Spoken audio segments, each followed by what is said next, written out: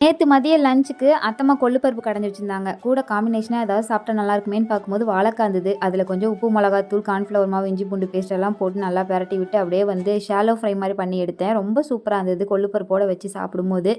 நாங்க சாப்பிட்டு முடிச்சு கொஞ்ச நேரத்தில தம்பியும் வந்துட்டான். ரொம்ப நாள் ஆச்சு எங்கேயாவது கூட்டிட்டு போய் பொள்ளாச்சியில கொஞ்சம் வேலை இருக்குன்னு ஹஸ்பண்ட் சொன்னாங்க. சரி அவனையும் கூட்டிட்டு போய் பார்க்ல கொஞ்ச நேரம் விளையாட வச்சுட்டு வருவோம்னு சொல்லிட்டு விளையாட வச்சுட்டு வரும்போது அத்தம்மாவே நைட் டின்னர் செஞ்சுட்டாங்க.